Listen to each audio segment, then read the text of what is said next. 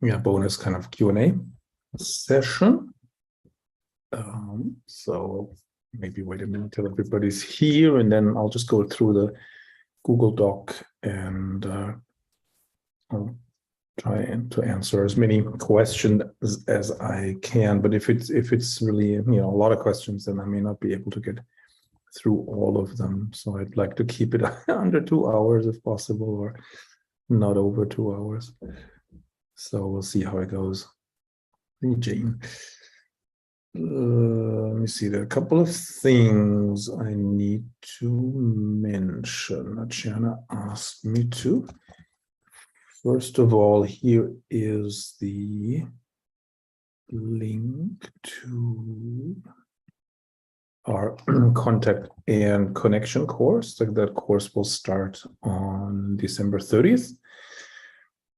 So if you're interested, you can read more about the course. When you click that link, you can sign up for the course when you click that link. And yeah, we have bonuses when you sign up early, and every day one of them disappears. And tonight at midnight, I think Pacific Standard Time, midnight, the Retraining bonus drops off. So every day, there's one bonus less. So the sooner you sign up, the more bonuses you get. And Jane says having difficulty signing up. Then send an email to widowdressage@gmail.com. Let me type that here.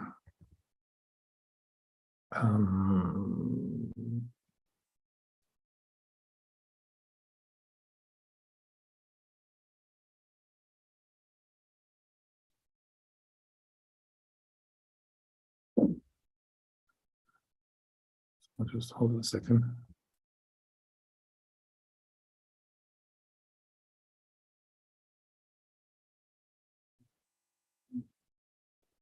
Okay. Yeah. So yeah. Let me see. Can I?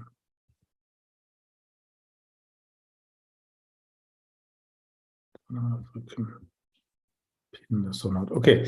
Yeah. So hey, Sally Betty says I'm signed up and looking forward to another bit of course. They're amazing. Oh, thank you. Thank you. Well, and welcome to the course. So let's dive in. So there's 63 of us. Let me find the Google Doc. And so we already answered some of the questions. So I'll try to find the ones that we haven't answered yet. Yeah, here the next one here on my list is from Helen Mariancu. She says, why do we sit more on the outside seat bone to move the horse to the outside and vice versa? That's a good question. Some of you probably know that there are two basic philosophies. The one is the philosophy that whenever the horse is bending, you sit on the inside of the bend. That's sort of the German and Austrian school. So in the corner, on a circle, in a volte, and in all lateral movements, they say you should sit on the inside seat bone. And I think the background is basically Steinbrecht's principle that we want to work the inside hind, we want to engage it more and flex it more, so we need to sit on it. But then there is another philosophy that you find in France, Spain, and Portugal more, that you sit in the direction of travel, like especially in lateral movements, that you take the horse with your weight, so you shift your weight towards the, in the direction that you want the horse to move, which means in a shoulder in and in a leg yield and so on, you would sit more on the outside seat bone. Or if you're enlarging the circle, you sit on the outside seat bone. When you're diminishing the circle and spiraling in, you sit on the inside seat bone. And that's usually what I tend to do, because if you use your seat and your weight to take the horse sideways, you need a little less leg aid usually. Although there's always, scenarios where it's different, where you sit on the inside seat bone in the shoulder in any way, so it depends a little bit on what the horse is doing, what you're trying to accomplish, and so on. But when you're enlarging the circle, it usually helps to shift your weight to the outside and swing to the outside with your pelvis. So you take the horse with your weight, and then the inside leg just has to tell the horse, come with me, stay underneath me. Whereas if you sit more on the inside seat bone, then there is a certain danger that you end up pushing the horse away from you, with, like, especially if you lean to the inside and you sit on the inside seat bone, there is a risk that you're pushing the horse away from you, and then you probably lose the outside hind leg.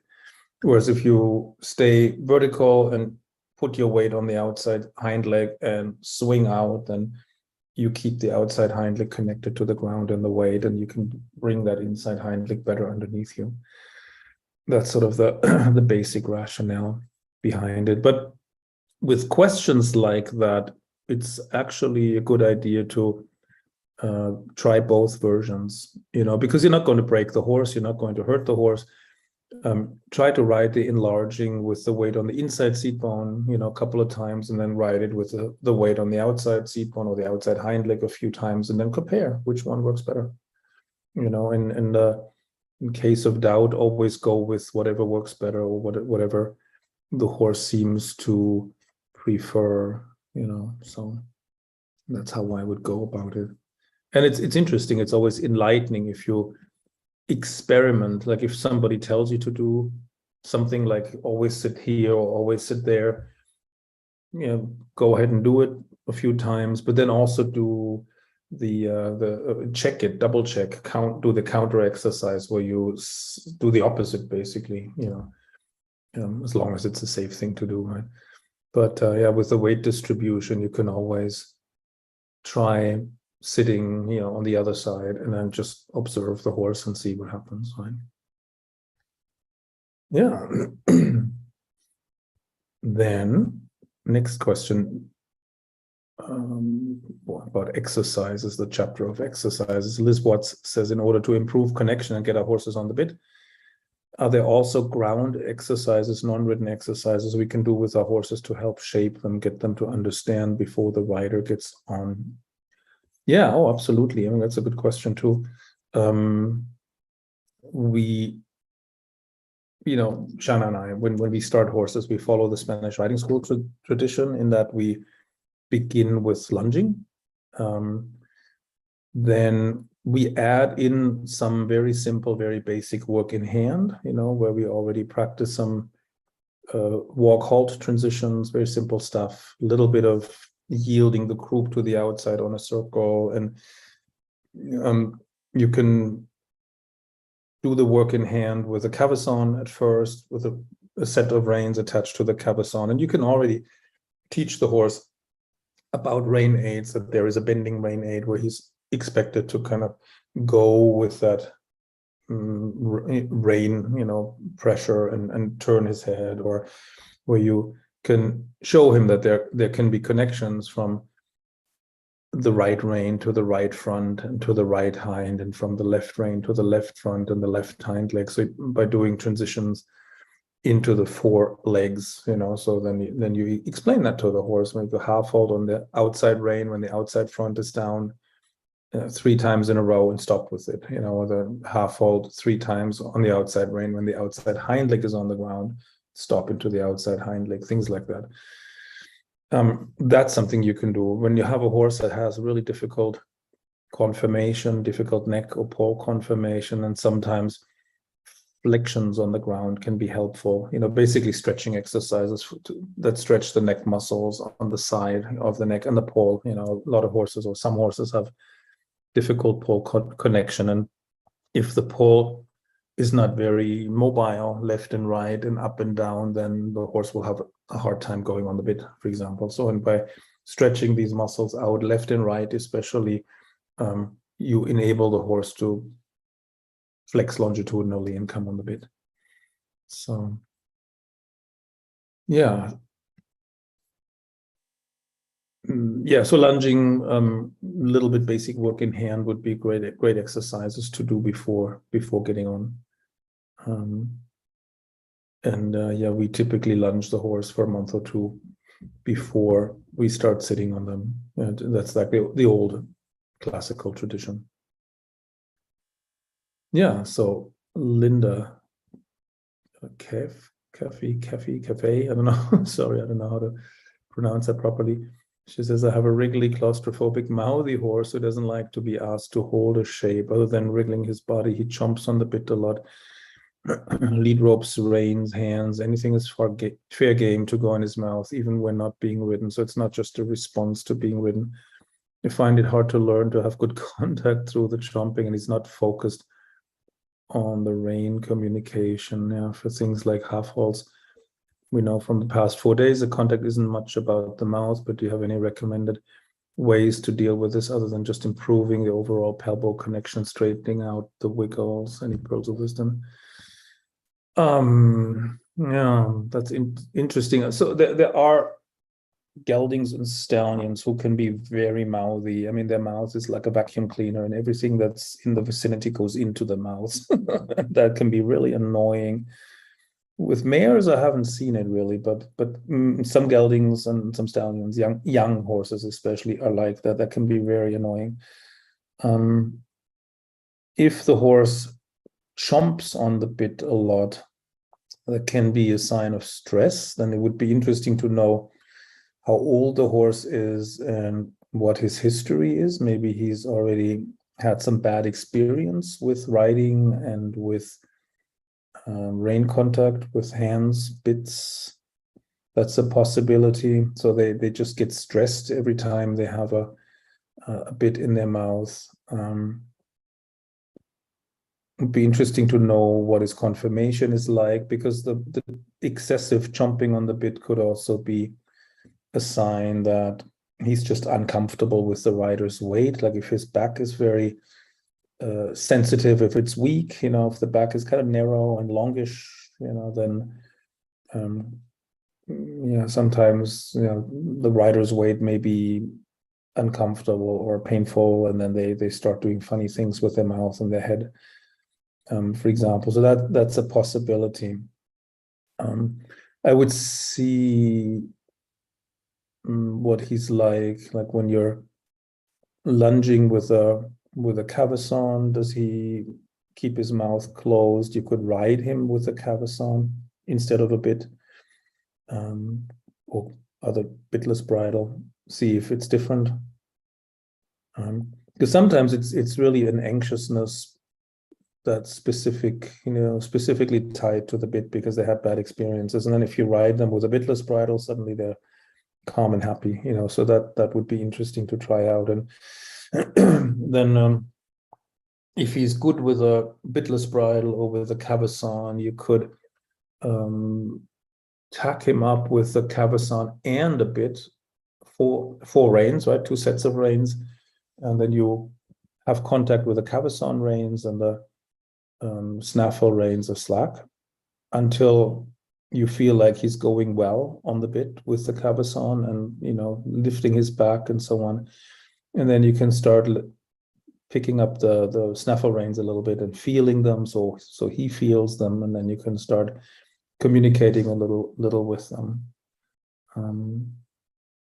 Yeah, so that's a possibility to get him used to the bit, so that he's not nervous about it anymore. But I'd need a little bit more information. I would like to know where that comes from. I mean, it could come from confirmation. It could come from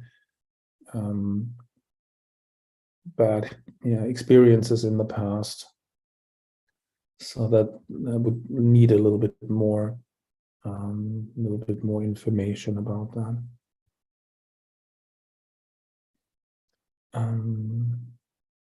Okay. Let me go back here to the Google Docs. So Anna Sonneson says, do you have more exercise to get in better contact with your pelvis on the ground or on the horse? Do you have any experience with Icelandic four-gated horses with a lot of trot in its genes and therefore needs training to actually find tilt at all? What are the best exercises to find the tilt and how to balance the tilt training with other gaits? Yeah, I've taught some students with Icelandics, but the issue there was usually to separate the gaits, the walk, to get a pure walk and a pure trot, and sometimes a canter. Not really experienced with the toad. Yeah, my students, with Icelandic horses tell me that when the horses are very balanced and straight, and the toad becomes a lot better. So that's probably just like with everything else. The more balanced, the more supple, and the straighter and so on the horse is, the better organized he is, and the more you can remove blockages, the better all the gaits are, including the toad. And as far as the getting a better sense of your own pelvis, that's kind of a Feldenkrais question. If you like, you could post this in the Facebook group and tag Catherine Macron on it. There is something like 5,000 different Feldenkrais lessons. There are lots of lessons that you can use to get a better feel for your pelvis, or better awareness of your pelvis. And Catherine knows them all. So if you post in the group and tag her, then she can probably point you to something. And Catherine has these Feldenfit courses that she holds for us, and there are lots of exercises and Feldenkrais lessons in there. And if all the riding courses have Feldenkrais lessons, and the pelvis is also addressed in them. Yeah, so let me see, Melanie Grub-Miller, next one. On getting a horse to connect that sometimes lacks focus. This is my ongoing issue. It takes sometimes 30 to 40 minutes to gain full concentration. She's part Frisian Percheron, so she's always looking outside of the arena, or just generally distracted. I do the typical things, change direction, legio serpentines, and it doesn't help. And it does help. Okay, she's 7, has PSSM1, hetero, and non-symptomatic. It does seem like once she's taken deeper breaths, she's ready to work correctly. I want to find a more efficient use of our time if possible, or maybe it's just a breed age thing. We also trail ride. Yeah, good question. I mean, often when they get distracted easily, it's because the work is intellectually not challenging enough. Remember when we were in school and we would look outside the window and chat with our neighbors, the teachers would sometimes say that if you have time to chat with your neighbors or look out the window, then you're not working hard enough. So I would probably, on the one hand, call the horse on it. Like if she's distracted and looking around, I would touch her with my inside leg or tickle her with the whip, maybe flex a little with the inside rein, or move away a little from the inside leg. So get her attention back to you and to the inside of the arena, and then make the work more interesting. So ride maybe unusual patterns, so ride turns and transitions and movements in places where she's never done them before. Explore new lines of travel in the arena. Ride the movements and turns and transitions maybe in different combinations than she's used to, right? So expand your own repertoire of exercises that are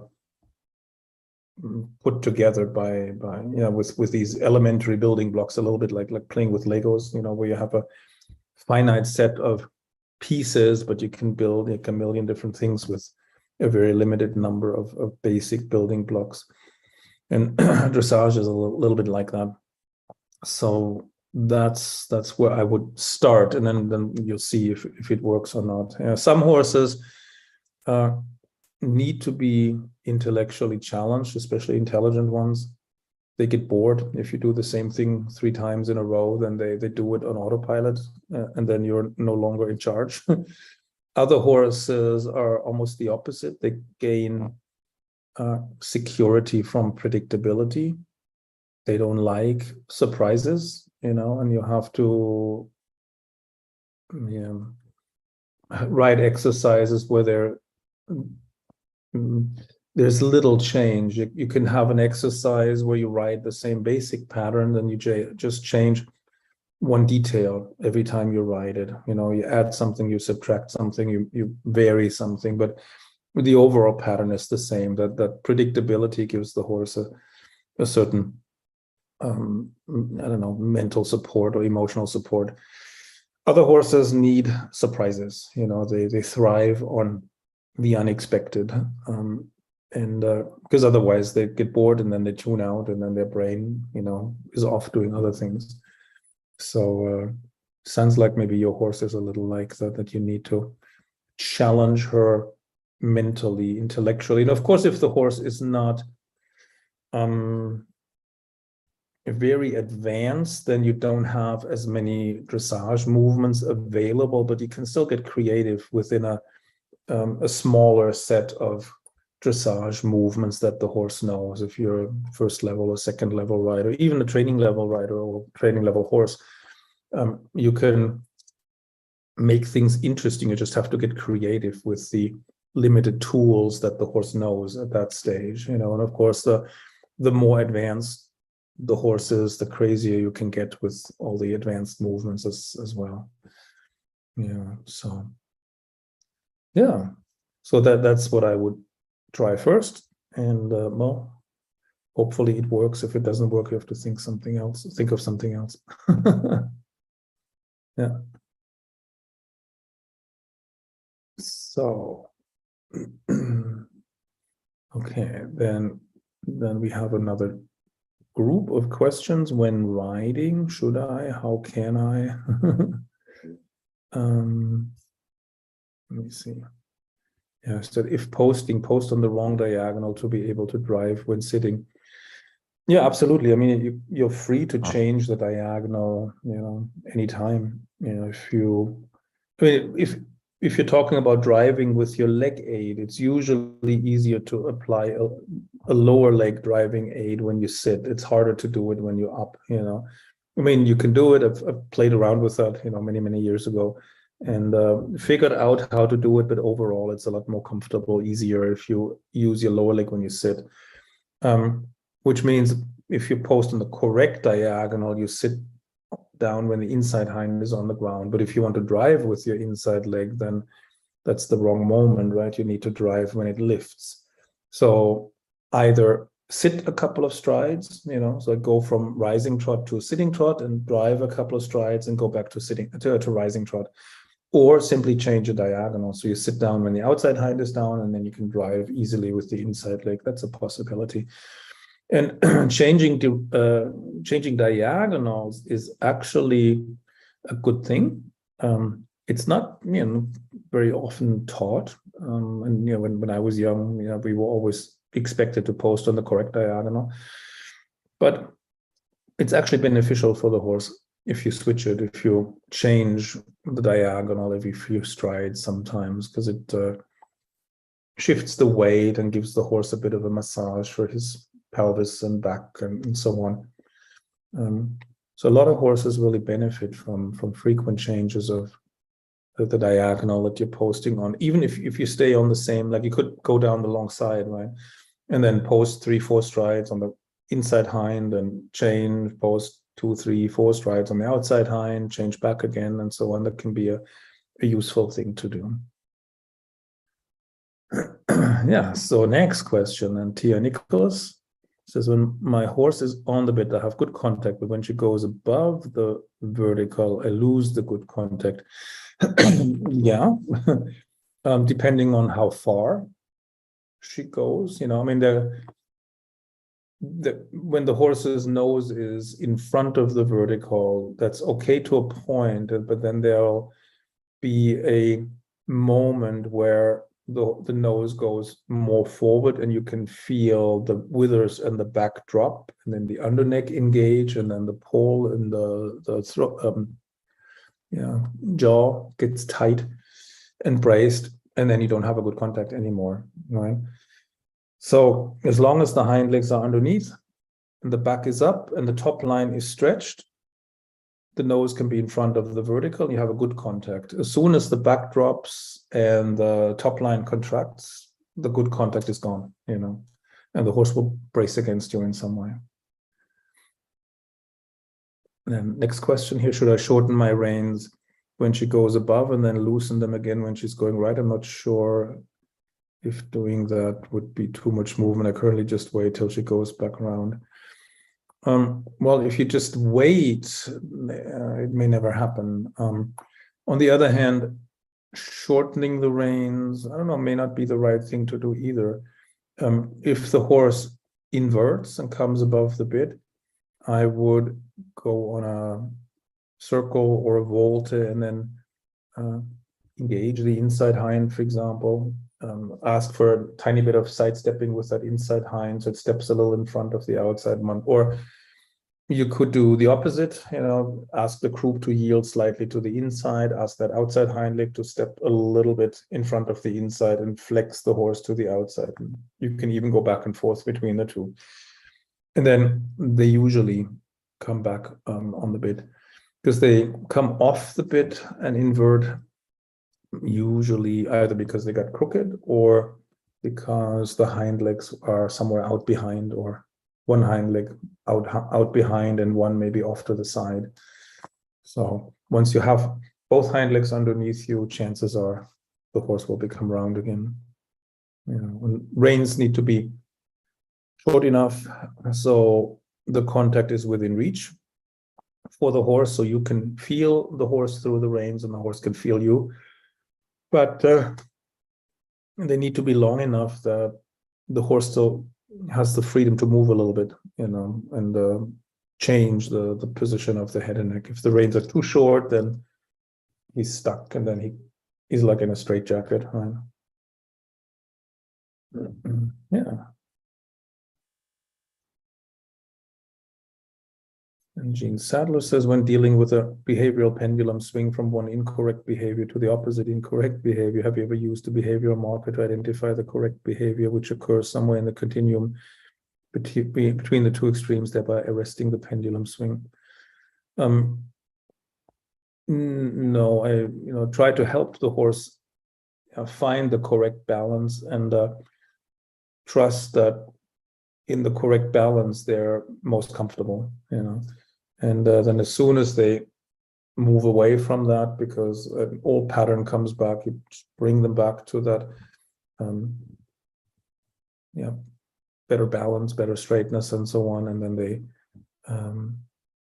usually give you a better contact as well. You can praise them, of course, when they do it well.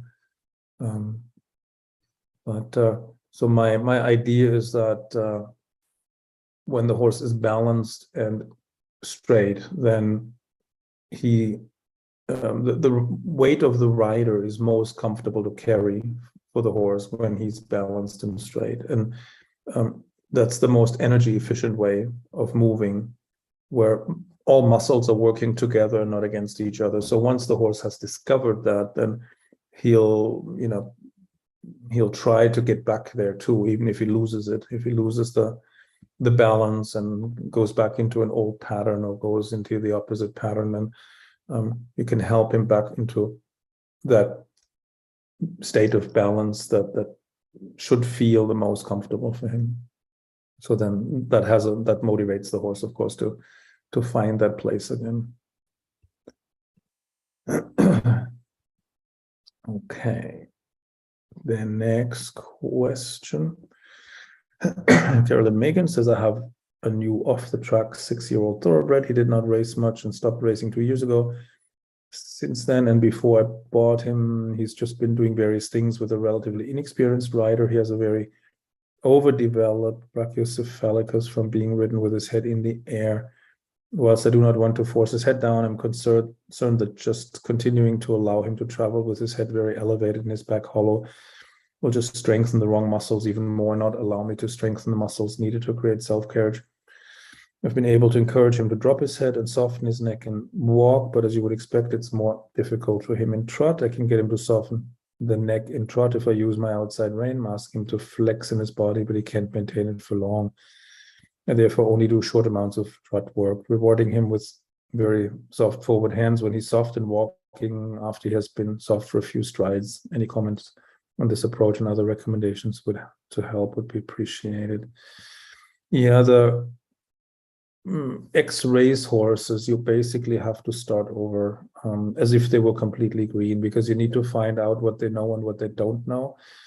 Because at the racetrack, they don't really teach them much of, what we do in dressage. I mean, they tolerate the weight of the rider, but they don't know a whole lot more. So I would really start over with him, check the foundation. I would lunge him to develop balance at the walk and trot, maybe a little bit of canter. When he's balanced at the lunge line, in other words, when he can do a round circle at a steady tempo that's neither too fast nor too slow, he will start to relax, because then he's essentially balanced and functionally straight if the circle is round. That allows him to reduce the waste of energy, so to speak, right? When he's upside down and crooked and on the forehand, and lots of muscles are working against each other, so that's actually quite tiring. As you straighten him, he becomes more energy efficient and he can relax. He'll drop the pole, he'll lift the back, and so on. You can do some very simple in-hand exercises that explain to him what rein aids are, and you can teach him simple transitions, walk, hold. You can teach him a little bit of sidestepping, which will improve his body awareness, sense of where his feet are, and where he needs to support his weight with which leg or legs. And when he can go reliably in a steady tempo, round circle at the lunge line, then you can add the rider's weight. Carrying the rider's weight costs extra strength, of course, compared to being on his own. And then when you sit on his back, then it continues where the lunging left off. So you pick a line of travel, put the horse's feet on it, find a tempo that works, not too fast, not too slow, make the tempo steady. And that should already help a lot with getting him to relax his under neck muscles and lift his back and stretch the top line, so the pole drops a little bit. Then you can add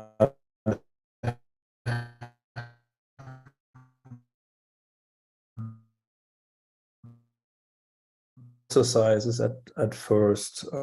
Go down would be a good exercise too. And especially in the hollow direction, you'll have to frame the outside shoulder with the outside rein, because otherwise he'll drift out with the outside shoulder. And with the inside rein, you can play a little bit, and like with an opening rein, flex a little, release a little, so that you're not rigid in your hands, but you can have a little bit of a conversation with him, and then he'll improve. He'll gradually become educated and more aware of his body, and he'll get stronger. It's normal that he can only keep a good posture for a short amount of time, because he doesn't have those muscles yet at the racetrack. He needed very different muscles and trained different muscles. So now he has to, in a sense, learn that the muscles that he relied on for stability are no longer really desirable to use. And then he has to find out what other muscles he can use for stability, so that he can relax the muscles that he had been using to brace, right? That takes some time, and there's a whole change of thinking for the horse. So it takes a while to retrain the ex-racers. But I always find that going back to square one is essentially, and starting over is like the fastest way to progress, even though it seems like you're taking the long way around, but it's ultimately the fastest way.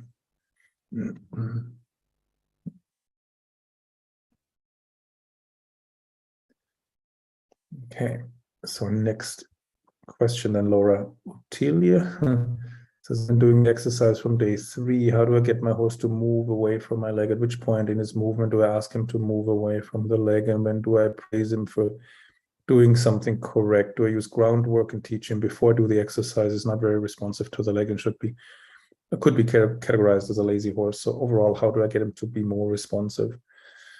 And it's a couple of questions in one, right? You can absolutely show the horse most exercises in hand first. So it'd be leading him in hand on the circle, right, with snaffle rein, a snaffle bridle, and then you have one rein in each hand. You walk next to the shoulder. You have a whip in the outside hand together with the outside rein, and then in the inside hand you have the inside rein, and then on the outside of on the open side of the circle, you can step a little towards the horse, ask him to move away from you. So that's like you step into his space, he has to move out of your way, and you can touch the inside hind with the whip. You can use your hands to move his head, his shoulder, his rib cage, out, depending on whether you're going in the stiffer direction or the hollow direction. And after the enlarging, you could use your outside rein to give 2 half holds when the outside hind is on the ground. So the aids in this exercise are given when the inside hind lifts and the outside hind is on the ground.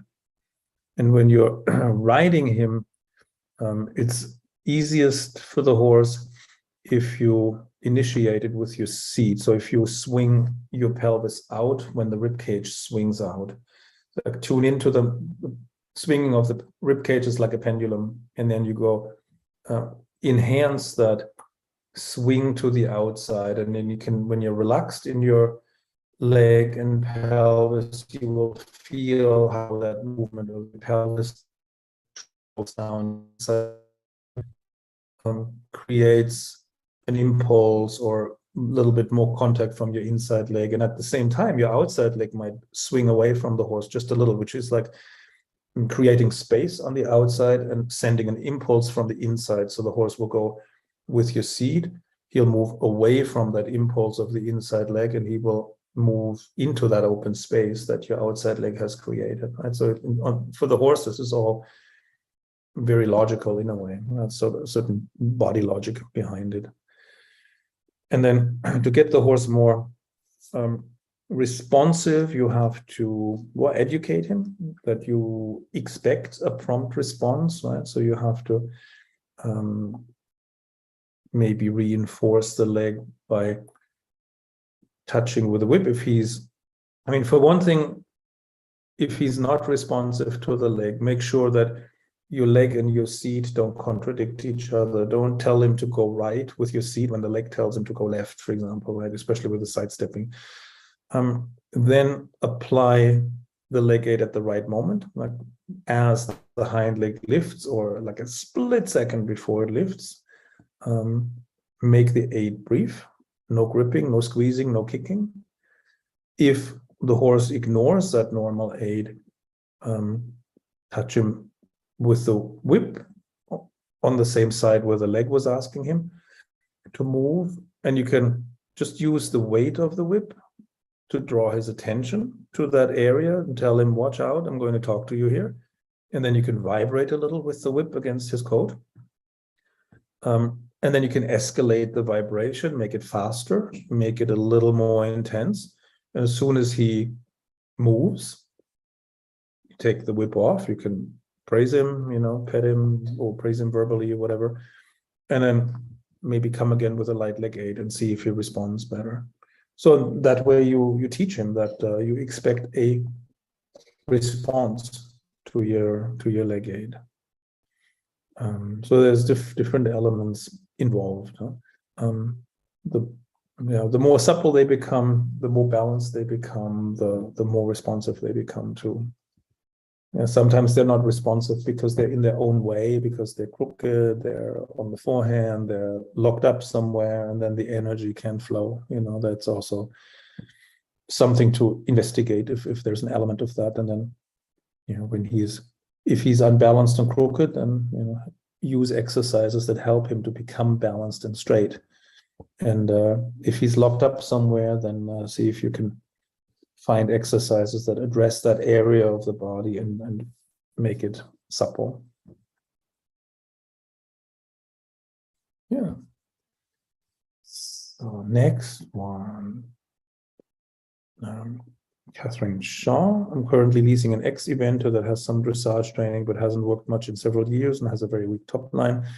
Can sometimes get him on the bit and feel him raising his back and his hindquarters coming under, but whenever I ask for down transition, it's lost and he stiffens, raises his head, goes on his forehand and drops his back. What are some techniques I can use to encourage him to stay rounded during down transitions? Will it just come as he builds his strength? Well, if he has a weak top line, maybe I wouldn't ride him at all. But maybe I would build the top line first with lunging, double lunging, and work in hand, for example. And once he has some muscles on his top line, then you can ride. And then, you can practice the down transitions, walk to halt, trot to walk, and so on into specific legs. Down transitions are typically harder than up transitions for a lot of horses. They brace with they brace against the rein, but they also usually brace with the hind legs against your weight, and they drop the back and so on. So the key would then be to keep his hind legs underneath your seat, which means you may have to pick patterns that are conducive to that. Voltas, serpentines, figure eights, with a little hint of engaging, the inside or outside hind, a little bit of sidestepping. Doesn't have to be much, just enough so that that hind leg you're talking to with your lower leg comes a little bit more under the center of gravity. And then once the hind legs are underneath you, then you can do you can ride the down transitions better. And we do the down transitions with 3 half halts. The first 2 half halts are like an announcement, so the horse knows what's coming next and he can kind of adjust himself mentally and physically to it. And then the third half halt is the execution command, that brings the transition through, so to speak. So, and then you have to experiment a little bit with how, with the details of the half halt. I mean, because you can use the stirrup pressure, you can use your weight sinking down, you can use a rein pressure, and you can use combinations: stirrup plus your weight, stirrup plus the rein, your weight plus the rein, or all 3. With some horses, it helps if you close both legs and hug and hold for a moment while you're half halting. That can keep the hind legs under the body. If you sit too heavily on your seat bones, some horses will drop the back and invert because they're not strong enough. And especially like if he has a weak top line and you try to sit down heavily, in the down transition, you will break him into 2 pieces, then the hind legs are behind you, the front legs are out in front, and then you're sitting like in a hammock, basically. So on a horse like that, some combination of stirrup stepping and maybe a little rein pressure from a connected seat, that PEL-BOW we talked about, can be better for the back than trying to do the down transition by sitting heavier, with your seat.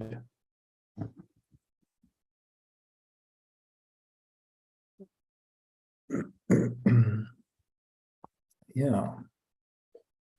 Then next question here, Rob Pfeiffer says, will you talk about expectations of a young green or unschooled horse when introducing the aids, especially if they have not had them introduced correctly in the first place. In my own experience, I've noted that when I ask and receive a good response, I just want to keep asking, getting greedy about it, and in turn, souring the horse unintentionally. It's so easy to do. That's true. What's appropriate when schooling a young horse, a poorly schooled horse with aids? Thank you for all of your help. Well, if the horse is green or young and hasn't been started well, you have to start over, basically. That's always the fastest thing.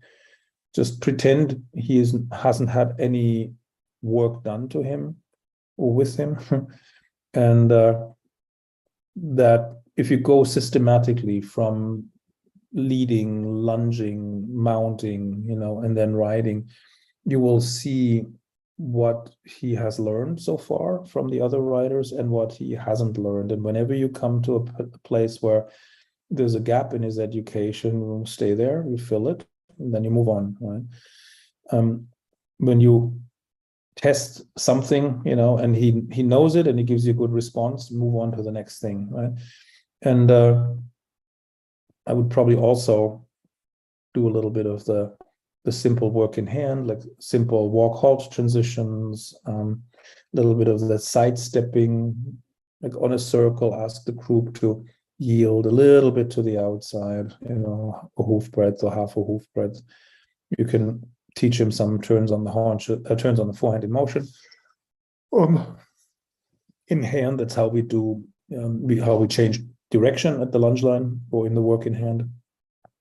You could even do a little, very basic turn on the haunches, 90 degrees, just move the shoulder 90 degrees away from you and then go straight and so on.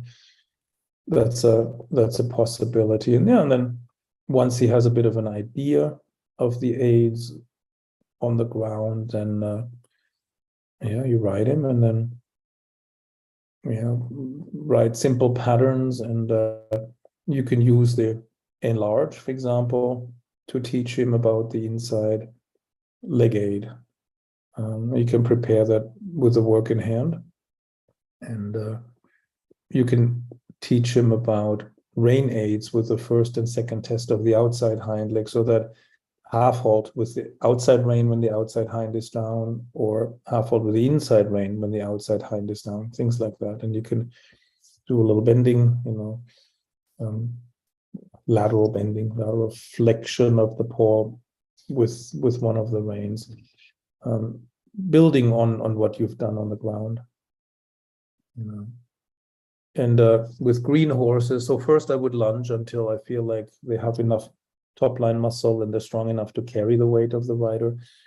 And once they've reached that point, I would still warm up at the lunge line and then ride a little. And you can keep the lunging to something like 10 to 20 minutes, and then with a young horse ride another 10 to 20 minutes, so that maybe the overall duration of your session is somewhere between 30 and 40 minutes. That's usually enough. And with a really green horse, you don't need to do this every day, but maybe 3 to 4 times a week.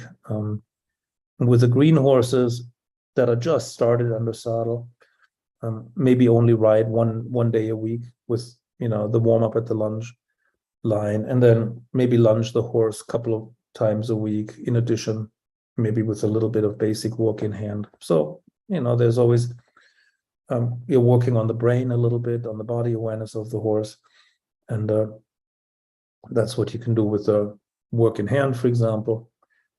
Also with the first ridden sessions, and but you can work a little bit on strength and stamina by letting the horse trot a few minutes at the lunge line in each direction, things like that. So you have a good blend of body awareness work, brain work, and athletic work.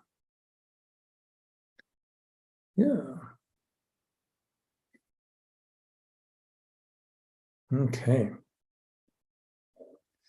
Let me continue here. Brigitte Berner, next one. Next question says, I've realized how important it is for any equestrian work to first get the hind legs under the horse and engage and bend the hind legs.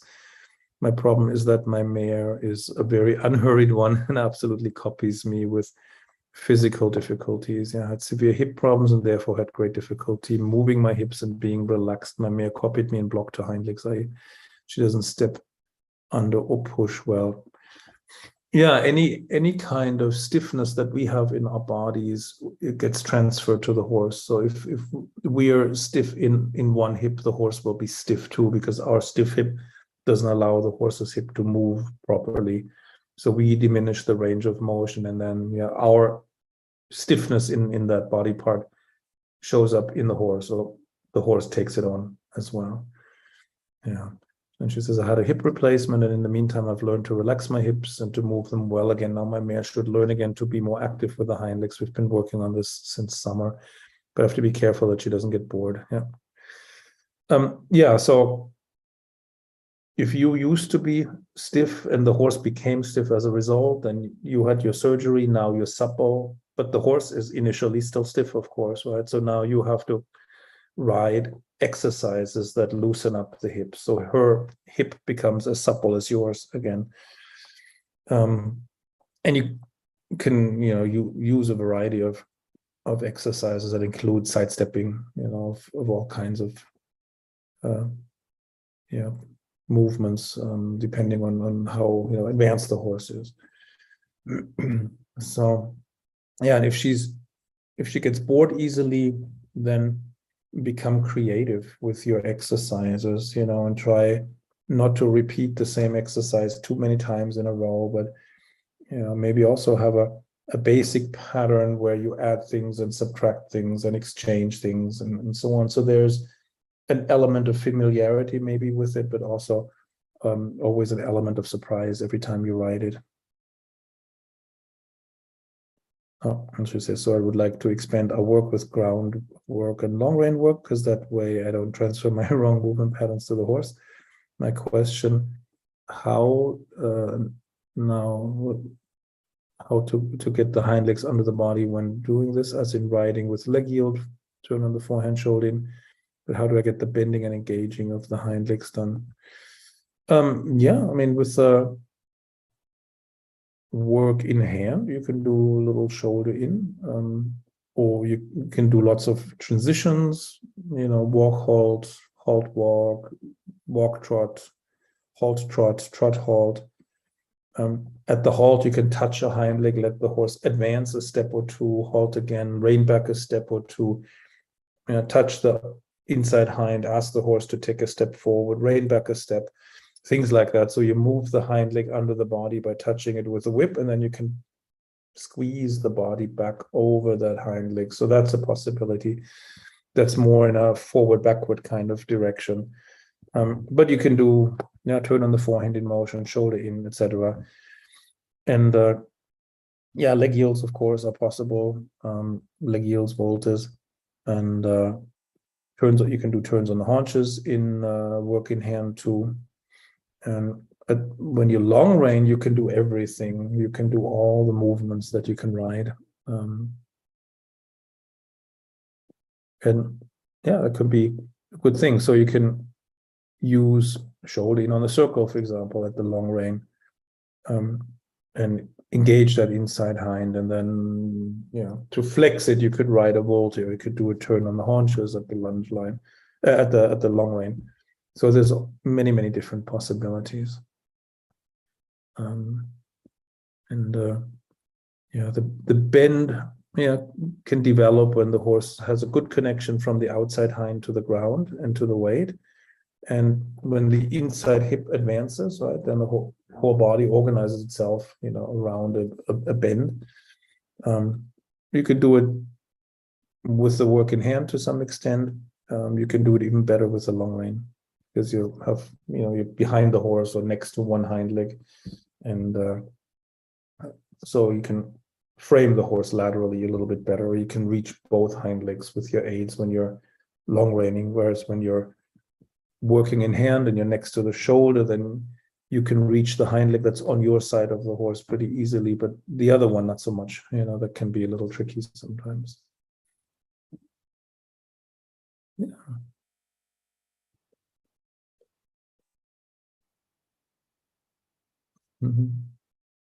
And next question here, Wendy Bokowski says release and reward when. So you're preparing for a particular exercise and you have all your ducks in a row and the ask goes as planned. Now you feel all warm and fuzzy and want to continue riding because it feels great.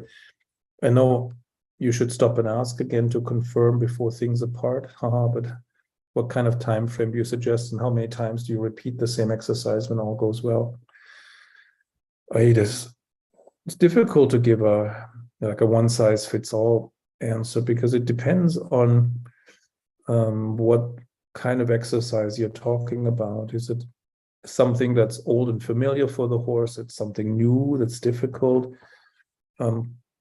Sometimes when they learn something new, maybe you'd only do it once and then finish the ride or take a break. When you're at a stage where you're polishing something, then you have to ride it a little bit more often. And in the Spanish riding school, they had this rule of thumb that they said that if you repeat the same exercise 3 times in a row, that's considered one reprise.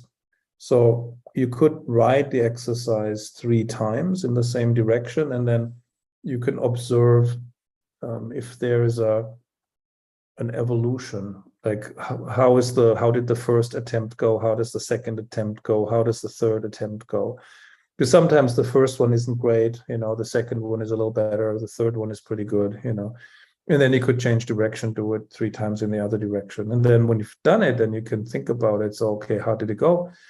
Do I want to do another reprise, in each direction, or maybe just in one direction?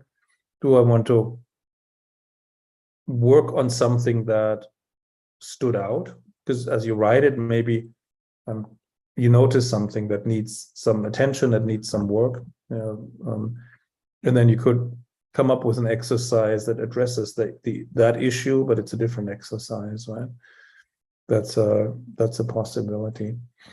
Sometimes maybe you ride the exercise only once because you want to move on to the next thing. Like if it's, maybe it's part of the preparation, and you're planning on doing something new or something more advanced, then you ride maybe exercises to find out whether the horse is ready to do the more advanced movement that you were planning on riding. And if you do a couple of these preparatory exercises and they go well, then you can maybe ride them just once, and so that you get to the actual main focus of your ride before the horse gets tired. So depends a lot, but don't overdo it. Don't ride a movement too many times, so it doesn't become drilling. So it's always a bit of a judgment call. Like I said, depends very much on situation, what you're aiming to do, what's the goal for this session, or what's your intention for this session. And is the exercise or the movement you're riding something brand new for the horse? Is she doing it the first time? Or is it an old hat? It's something that she does every day, so that all plays a role.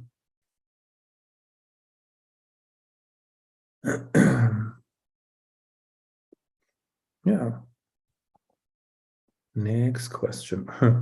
Melissa Smith says, from your lectures, I've surmised that my horse is missing the stability and connection at the base of the neck. Can you expand on the best way to target this? To stabilize the base of the neck and to connect it well to the shoulders of the horse, you have to have a fairly good contact with the outside rein. It has to be short enough that the horse can't overbend and push through the outside shoulder. On the other hand, it has to be long enough so the horse can also stretch the outside a little bit, right? So sometimes it's good to straighten the neck completely, as if the horse had swallowed a broomstick, and then reintroduce a little bit of a bend by trying to get the horse to stretch the outside of his body. So as you release the outside rein, they have to kind of follow it, and that's something you can encourage with a little enlarging or little shoulder forward position. And the ratio between inside and outside rein is super important for that. Most people have the outside rein too loose and the inside rein too short, or they become too active with the inside rein and they're too passive with the outside. So that's just something that takes a lot of self-monitoring, self-observation. And if you're not sure if the base of the neck is stable or connected, and you can always go back to straightening the neck completely, even if you're on a circle, and then reintroduce the bend. And sometimes try to move just the skull. Like with the reins, you can frame with one and then see if the other rein can move just the skull, so that just the paw has to mobilize itself, and the base of the neck stays straight, basically. So that's a very detail-oriented work, because it's an issue of millimeters. If you release the outside rein a millimeter too much, then they're already starting to disconnect at the base, and so on. If you release a millimeter too little, they might get stuck and then brace, and come off the bit, for example. So we can increase and decrease a little bit the lateral bend of the neck. You can play with that a little bit just to get a better sense of which part of the neck is actually moving and how much is the bend. So take it all out and then reintroduce it and so on, and see which parts of the neck are supple and which ones are not. And if the pole or the middle of the neck is stiff and blocked, then the horse will always try to yield at the base of the neck when you do anything with the manes. So suppling the stiff areas will help with the stability of the base of the neck, and conversely, creating a more stable connection between the base of the neck and the shoulders helps you access the pole or the part of the neck that is stiff or that is not flexible enough. Okay. So next question.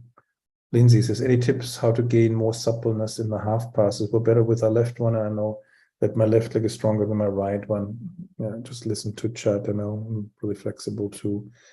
The quality of the half pass depends very much on the engagement of the inside hind leg. It's useful to prepare half passes by really bringing that inside hind leg under the body. In other words, you can ride voltas, figure eights, shoulder in, these spiral voltas, where you ride a series of voltas where you always enlarge on one side of the volte and then you turn the shoulder. So the center of the volte migrates and you're gradually making your way from one corner to another corner, along the short side or along the long side, for example. And that's a good way to create good bend and good engagement of the inside hind. And when you have enough bend and engagement of the inside hind, then you can do the half pass. Usually horses don't last a whole diagonal either, when they're still new to half passes. Then maybe it's realistic to have 3 or 4 or 5 strides in the half pass, and then you lose the bend or the inside hind drags, or push, or the croup pushes out, or the inside hind leg leads, so to speak, and falls in too much. So then you can exit your half pass, ride a volte, maybe, or spiral volte, or ride a shoulder in rectangle somewhere, and then begin again. So like exit the half pass, do something to engage the inside hind and improve the bend, and then you can resume your half pass, right? And then maybe get a few more good steps, and then as soon as you feel a deterioration, leave the half pass behind and restore what you lost. And that's a pretty safe strategy that works pretty much for all horses. It may take a while before they can really last a whole diagonal, in a good half pass. Okay.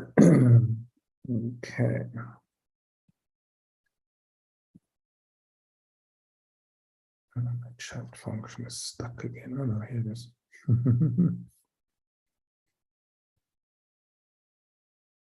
Okay, but let me go back to the Google Docs. So,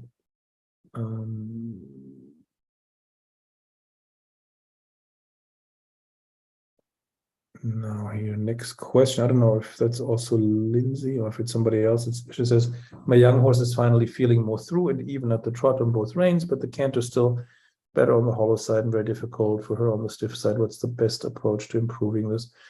Yeah, that's common, that the horse finds it easier to canter on the hollow side and more difficult on the stiffer side. It's a straightness issue, obviously. The outside hind leg lifts the horse into the canter. And when they're crooked, they support themselves more with the two legs on the stiffer side. And the hind leg of the hollow side takes a bigger step. It moves a little to the inside and it takes a longer stride. And the whole body curves a little bit towards the hollow side, which basically sets the horse up for the canter on the hollow side. So if you want to canter on the stiffer side, you have to teach the horse to support his body with the two pairs on the hollow side, the legs that are weaker. And if the hind leg of the hollow side stays on the ground a little longer and is not in a hurry to lift, and if it can push a little bit more, the hind leg on the stiffer side can now take a bigger step.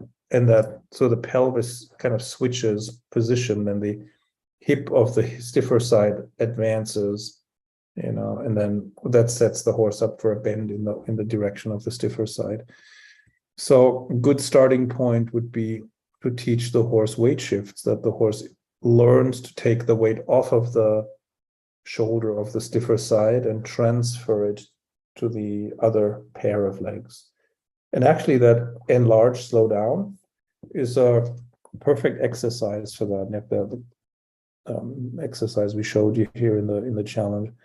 So ride a circle in the trot, enlarge 2 strides to shift the weight over to the outside, and then half halt, into the outside hind. Maybe you need to half halt with the inside rein to the outside hind leg. That's the second test of the outside hind. And when that goes through, the horse is ready to canter.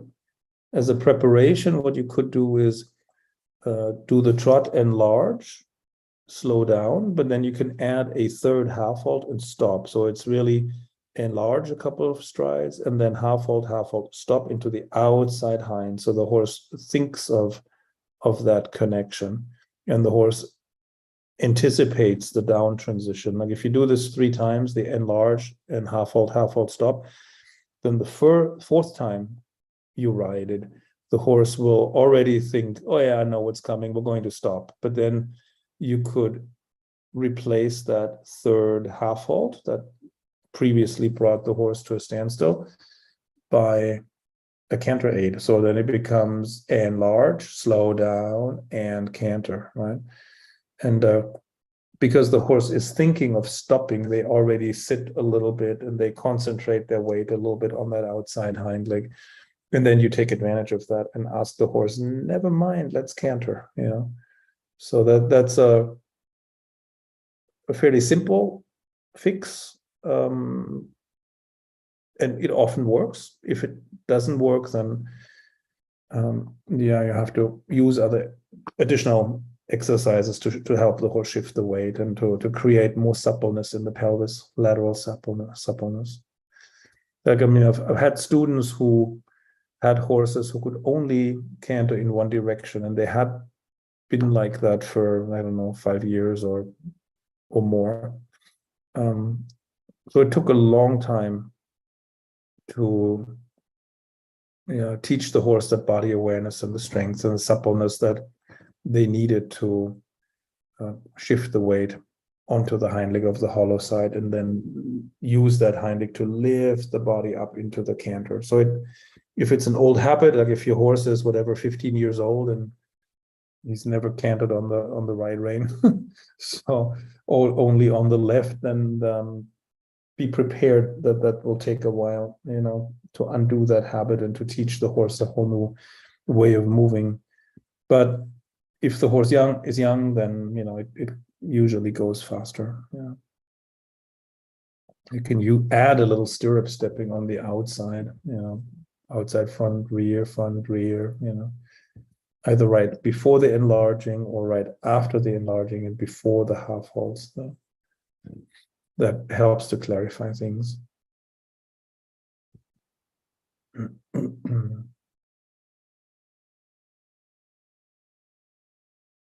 Yes. So then next question. Somebody says, I have an 18-year-old thoroughbred that I'm working on building up muscles correctly. He can be very heavy on the forehand, and taking up contact can be heavy on my hands. What exercise do you recommend to help with these issues? To build muscles, I would definitely include the lunging or double lunging. And to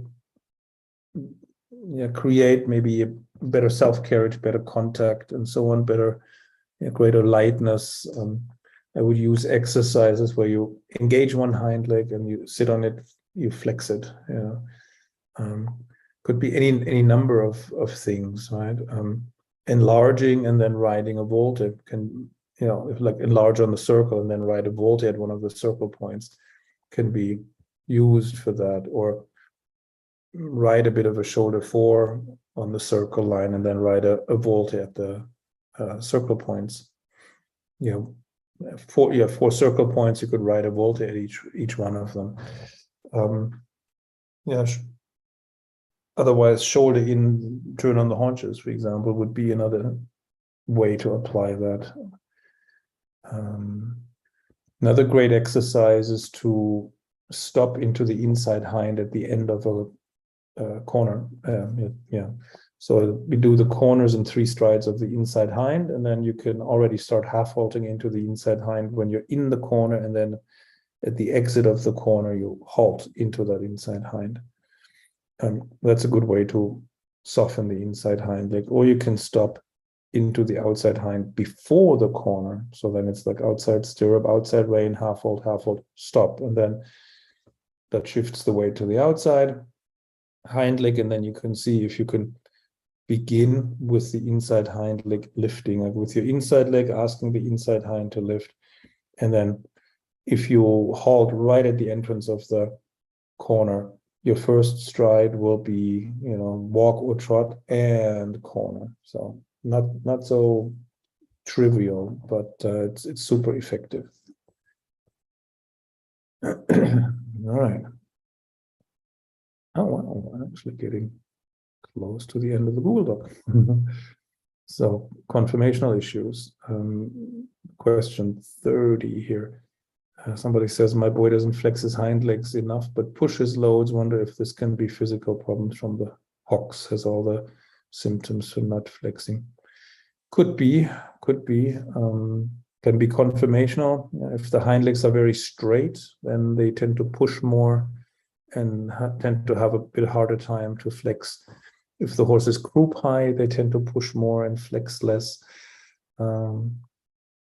If the horse is a little arthritic in the hock, then of course they will tend to try and keep the hocks fairly extended, which makes them push more. So could be related to the hocks. Can have other issues too, or other causes.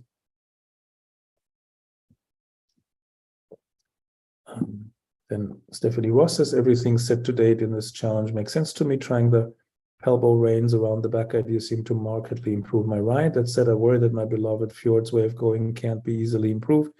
He's willing and not at all lazy, but he has a thick throat clutch, massive neck and shoulders, and very short front legs, even for Fjord. I don't want to break him down by asking for something he physically can't achieve. I'll have to show for 2023, the USDF first level tests have changed. They now require the horse to be on the bit versus merely accept the bit. What are the chances that I can package this in a way that judges recognize, that the recognized shows will approve? Well, hard to say. I would need to see a picture of video of the horse. With horses that have these big necks and thick throat latches, these flexions on the ground can be a good way to remodel the neck musculature and to create more space around the throat latch and paw, and more room to move, essentially, because you can change the muscle structure, and then they can become a little bit more supple. Recognized shows, judges tend to prefer warm bloods and tend to be a little harder on the non-warm bloods. So I don't know if that's still like that. It used to be like that. So that sometimes a little bit the luck of the draw. If you have a judge who appreciates other breeds and likes other breeds, then you get better scores. If you have a judge who only likes warm bloods or who thinks that every horse should move like a warm blood, then you won't get very good scores. A good judge will see what's possible for the horse or what constitutes on the bit for that horse and that breed. Because of course the fjord will look different than a Hanoverian, when they're on the bit, because they're built very differently. And you can't expect the fjord to look like a Hanoverian. It's just not possible, right? But they can be balanced, they can be straight and supple, they can be on the bit, they can be through and swinging with their back, and the question is if the judges are able to recognize that, right? So, but otherwise, supple all the parts of the body, help the horse find his balance, and make the neck, the poll, the shoulders, the hips, and the rib cage as supple and elastic and mobile as you can.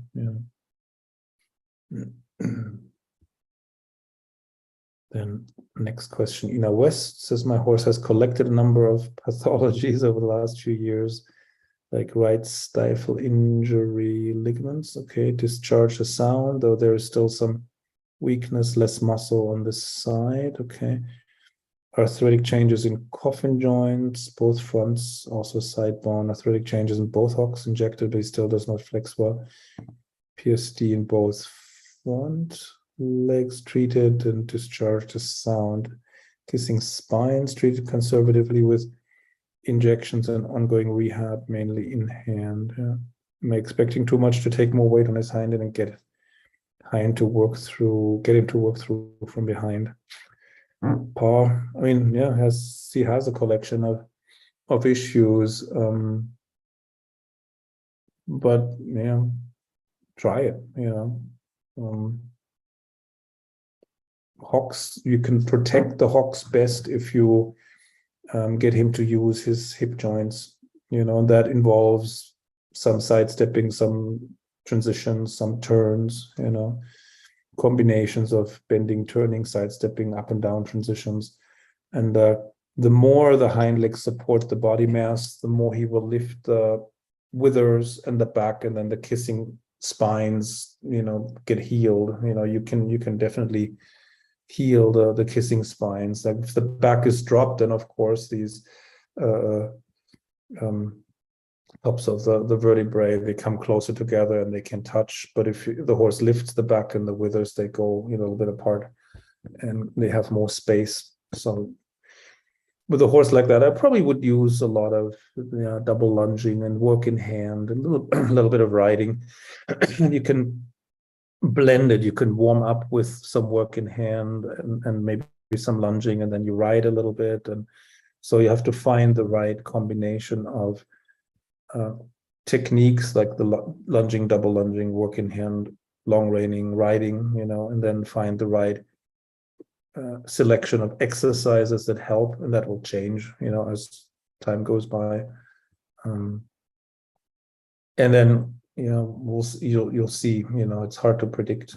Often, horses can surprise us too. Some horses where we don't have much hope that they will, overcome whatever challenges they have. They can surprise us because they have a good attitude and they want to work, and then all of a sudden they're much better than we thought was possible. So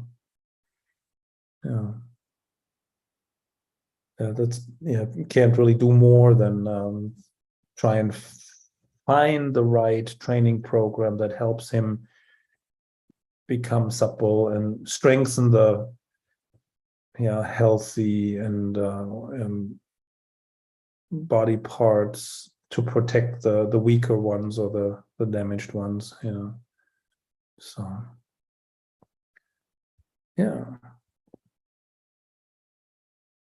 Then here, last question on the Google Doc. Julie Keys says, what if you have a physical inability to sit or move properly? I know someone with terrible back and in a lot of pain, and she vents. Well, does it mean it will make the horse lame eventually? But if you can get even the slightest movement, but you can be straight, does that mean you won't damage your horse? Oh, it's hard to say. It depends a little bit on the details. I mean, somebody who has back problems, could do a rising trot rather than a sitting trot, or only sit for a few strides and then rise. Then, of course, somebody with back issues should ride horses that are easy and comfortable to sit, not horses with gigantic movement, or not horses that are very jarring in their gait. And then, of course, they will have to focus on making the horse as soft and easy to sit as possible by making the horse as balanced and supple and so on as possible, so they swing through their back and the hind legs absorb the impact on the ground as much as possible. For rider handicaps or challenges, there are often ways to compensate, and you have to find those, or maybe together with good teacher, she can find a way of compensating for her back issues, so that she's not getting in the horse's way. And I think with some rising trot and some 2-point seat and so on, she can probably train the horse without damaging him.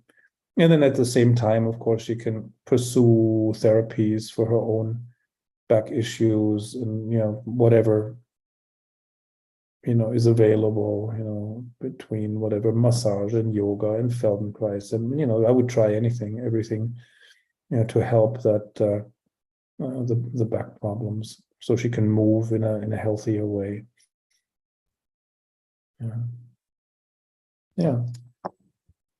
So let me close that.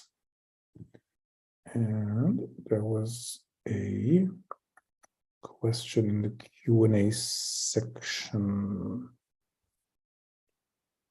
Oops. It's not showing that to me at the moment. Here it is. Okay, sometimes it's a little slow, our Zoom here. Okay, so it only says anonymous attendee. So it does that sometimes. It says, any advice for a short coupled cob who's forward and rhythmic but never progresses further, probably due to my poor riding. I'm not very fit. I do not have access to a school. She's very naughty when lunged. Do you have any exercises suitable for when out hacking? He moves well, but always gets not supple and inconsistent in contact. Any ideas? We're 3 years into our relationship and we do not seem to be getting very much further. Love the course, second time through it for me. Yeah, it's tough when you don't have an arena, because horses, especially the short coupled cobs, they're usually round and they're powerhouses, right? So they are really good at pushing.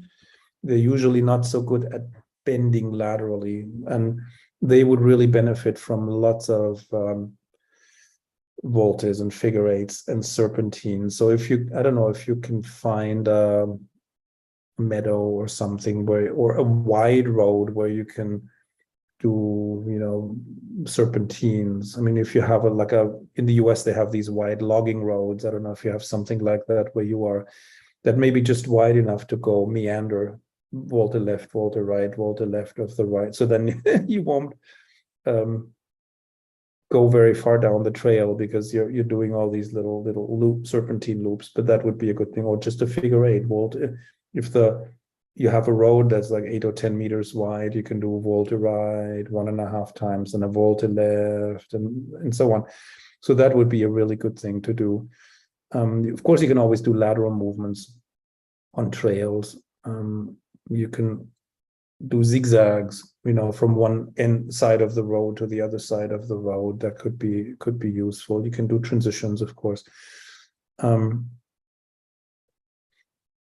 If you have a forest and you're allowed to ride through it, you can just go off-road and zigzag through the trees like a slalom, you know, around the trees. Then the horse has to deal with uneven footing and he has to bend around the trees and so on. That could be a possibility. You just have to get creative in a sense. Work with what you have, use what you have.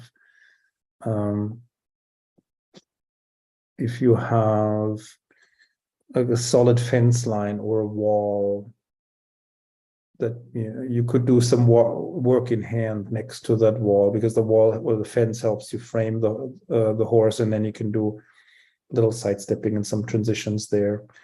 You could go long reining if that's a possibility. You know, long reining works on trails too, and then you can see what they do, and you can, you know, frame the horse with the two reins from behind, and also do some lateral work,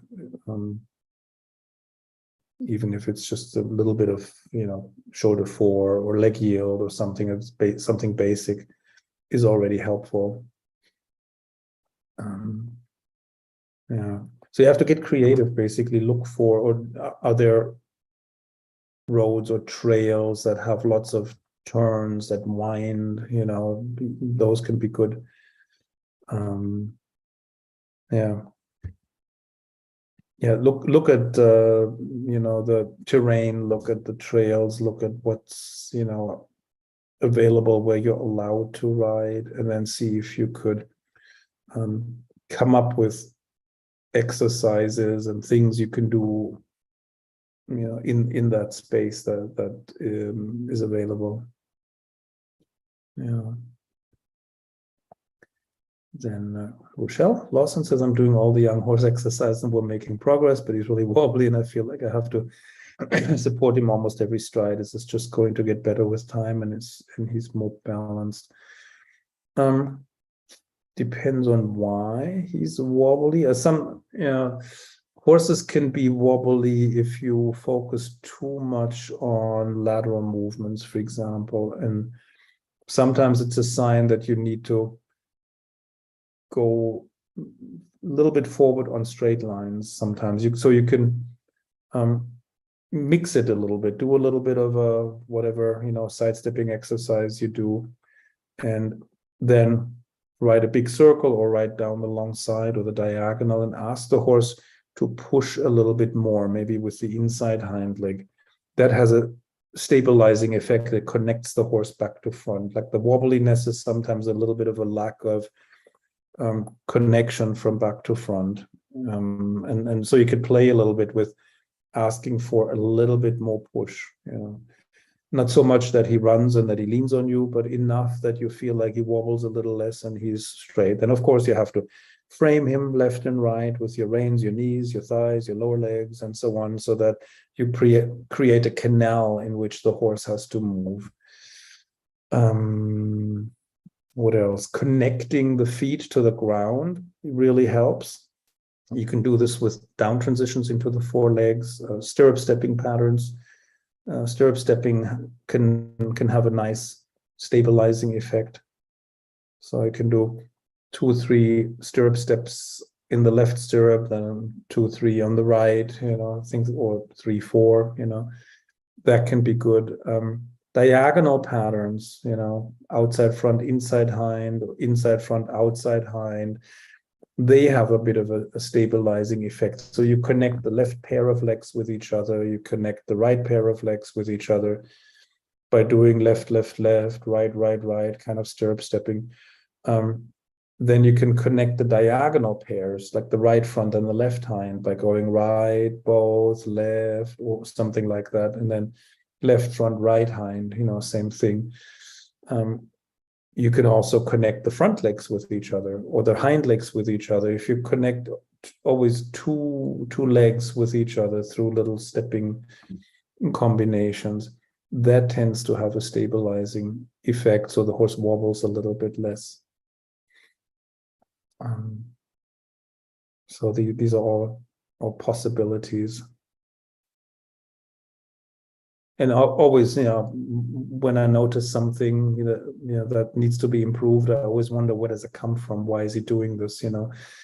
Like, is he wobbly because I'm not riding forward enough? Maybe is he wobbly because I've been practicing too many lateral movements? Is he wobbly because he doesn't have good body awareness? It could be that he doesn't have a good sense of where his feet are. Maybe he doesn't know he has one leg at each corner of the body, right? So then you can teach him that with stirrup stepping, down transitions, but also in hand, touching a hind leg, asking him to lift it up, take a step forward, put it down, do that a few times, maybe change direction, do it with the other hind leg. Maybe also sometimes touch a front leg with the whip, ask him to pick it up, put it back down, go forward a few steps, things like that. Anything that connects his brain to his feet and to the ground, because that could be a possible reason that he just doesn't have the body awareness, and that's why he's sort of unsure and wobbles around, things like that. So if you can identify what the reason is why he's wobbly, then you already have,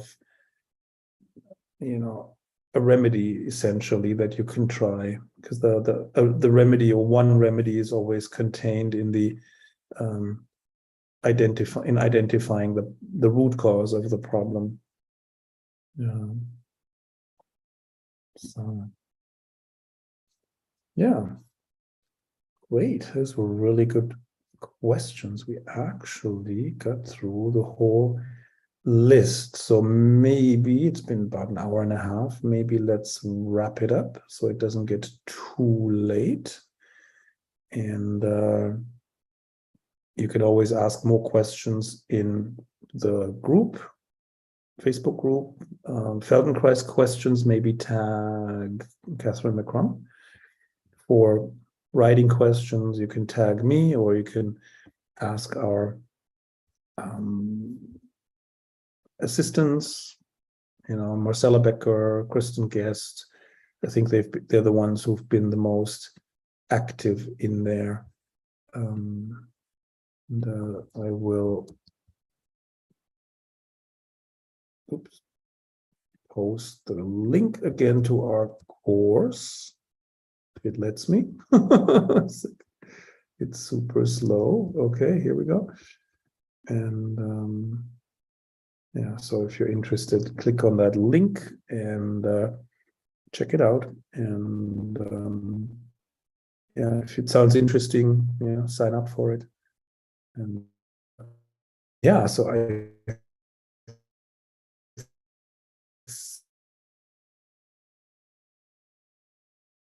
this pretty much concludes our, if I'm not mistaken, but I'll